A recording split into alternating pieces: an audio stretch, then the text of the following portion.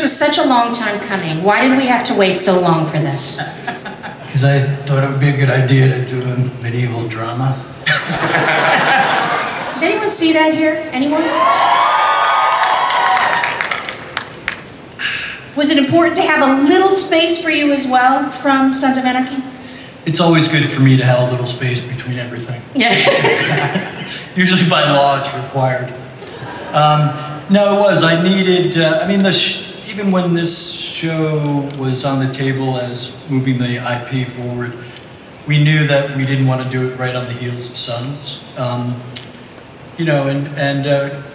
Obviously didn't know what the shelf life of Bastard Executioner would be, but it pretty much turned out the timing ended up being pretty good in terms of coming back from that and then having this air about the process of this about 2 years later. So it was good for me. I enjoyed Bastard. It was crazy going from writing this kind of drama to fucking iambic pentameter. So Right. so it definitely was a good creative cleanse, and here I am with all these dirty motherfuckers. Yep. All right, because Charlie was so bloody popular, did you instinctively know that you had to center the show around a dynamic young man who just happened to look good in a dirty tank top? Stop telling us your dreams, man. Just wearing it. No, it's like you don't. Look, what we do is, why Elgin's sitting next to me. The idea of interesting anti-heroes. So, the format of a show like this is always, for me anyhow, is sort of centered on the journey of one man, and then surrounding him with hopefully complex and interesting characters that not only reveal his life, but reveal his relationships and to everyone and everything around him and the world itself. So it's, it is driven by that single journey, but it's never really about the single man or woman. JD, you got to talk about your audition. How did you get the job?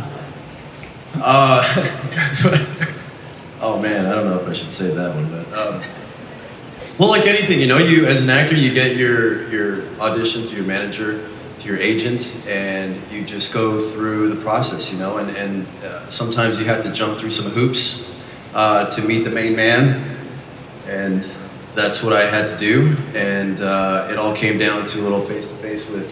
Well, JD sort of, auditioned for several other characters. Initially didn't even come in for the character of Easy so much.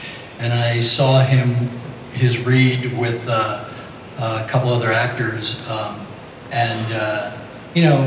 sort of knew what I was looking for. It was one of those things where I knew what I wasn't looking for, and then I saw JD read, and there was something interesting and commanding about what he was doing, and then sort of had him come back and through that role, let him and all the emotional aerobics that go with trying to land that role. It was so beautiful because I was reading for these other characters, and Kurt sits me down and he's like, can I be honest with you? We just had this honest conversation. He just said what he needed the character to be, and it was one of those where I'm just laying it all out, man. I just said, listen, I know the responsibility with FX, with the brand, with the Sons of Anarchy fans, because that's what it's really all about. It's the fans of Sons of Anarchy. And thank you. And I said, if you give me this opportunity, I will not let you down. I will not let FX down. I will not let the fans down. And he said, all right, well, how about you take the easy sides and go home, come back later this afternoon, and you can read. And I was like, that's not going to work for me. How about you give me like 45 minutes, I'll go outside, I'll memorize these lines and just kick some ass. Oh, and then, I don't remember it that way, but that's a way cooler story. No, he's kidding. I do remember that. Yeah, you didn't want it, you were afraid. You didn't want to go home and like... I didn't want to go home and I didn't want to lose it, man. I said, I have him. I got Kurt. I got him on the hook. And now I just got to go in there and just prove it. And sometimes I think that's just what we have to do. We got to put all that fear aside and whatever you want, just go get it. Go get it. All right, there's a whole lot of people on this panel, as you can tell. So I'm going to expedite the process a little bit. I just want, at this point, just for you to raise your hand so we can quickly understand you and your role in this drama. Okay, so first question, did you ever appear in Sons of Anarchy? Raise your hand.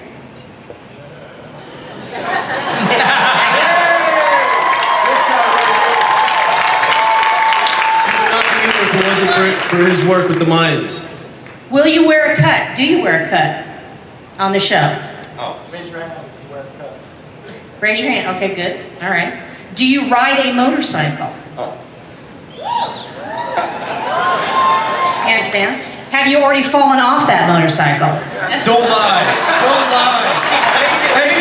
Hey, he's falling down the most. That's a lie. Hey, track that. Clayton, raise your hand. How many? No, that's a lie, guys. Okay, we're gonna get to that later. Then. Well, you can be honest. There's no need to do that. Do you carry a gun? Oh, in real? Oh, 1, 2, okay. Right now or on the show? On the show. Oh my God, I don't want to know that. Do you get to make out with Danny Pino? Who wouldn't want to, right? Look at that guy. Do you get to? Oh, look at him standing up. All right. Do you get to make out with JD Pardo? Yes. I got love, baby. I got love. Will we laugh at you, but in a really good way? Clayton, Will we raise your laugh hand. at you in a really good way? Yes. There we go. Excellent. Okay. Have you ever won an Emmy for starring in Miami Vice?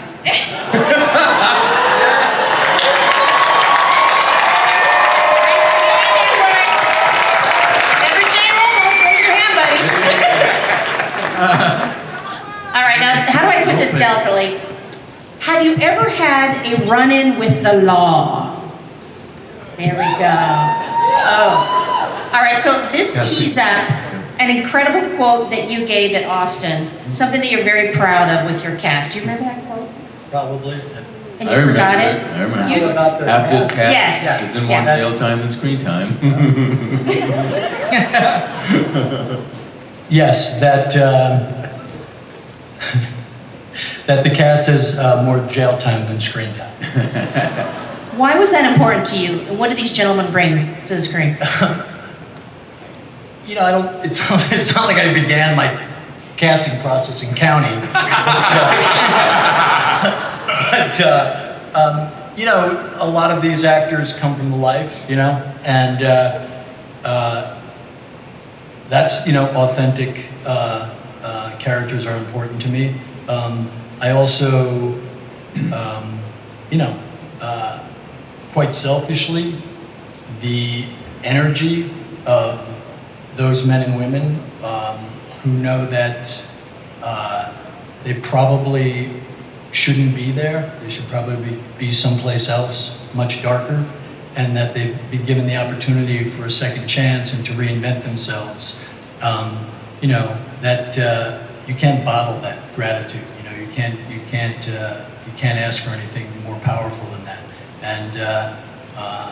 And it goes, you know, it's magic on set, and it goes a long way. It creates that sense of everyone's there to do the work, and we have an opportunity to do something pretty special. So, and I got to be honest with you, not to single them out or embarrass him, but that really began for me on Sons with Emilio, and I'll tell you this quick story because it sort of sums it up, and it's the difference between how it separates those kind of men. When we did the original pilot of Sons, it was much different, and Emilio was cast as a member of Sons for a character named Hawk, and we ended up changing that dynamic, and that character was no longer in the show, so we went from being a series regular. But I said, look, I'm creating this other club that will initially be an antagonist and then potentially, you know, have a long-standing relationship with the club. It's a much smaller role, but I'm wondering if you'd want to do that. And instead of saying, "Oh fuck, man, I'm not," like he immediately, without hesitation, went right to, "Oh, thank you, man. Thank you so much for remembering me and putting me in the show." There was not a moment where he complained or bitched about the fact that he didn't get the bigger role, and I always remember that.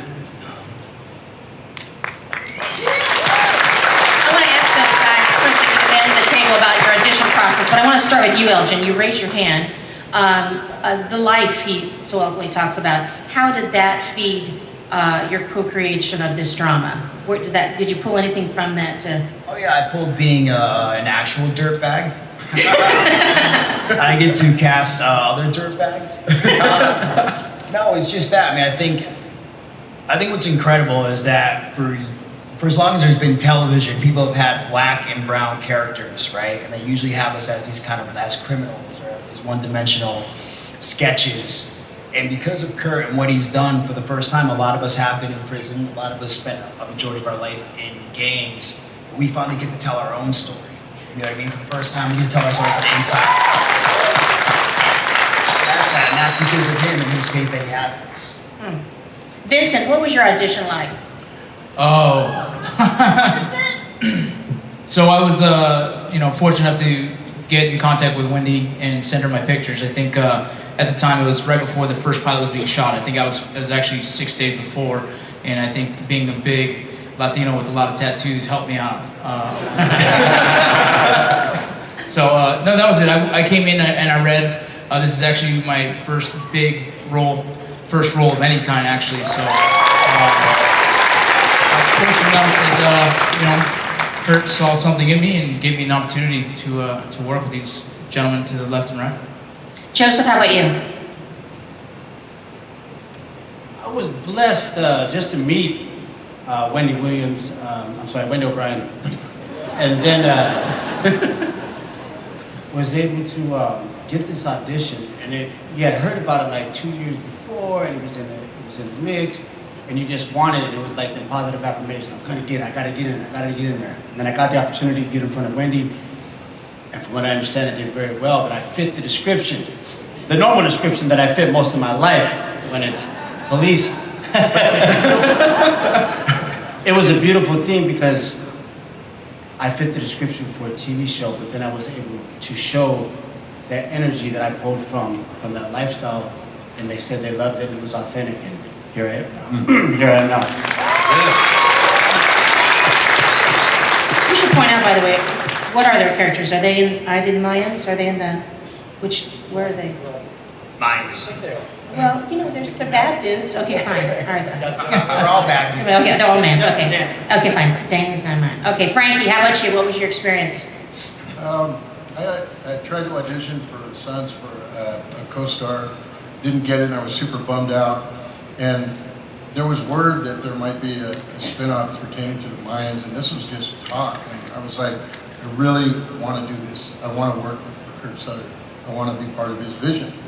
And I had an agent who just kept dropping the ball, and I fired him.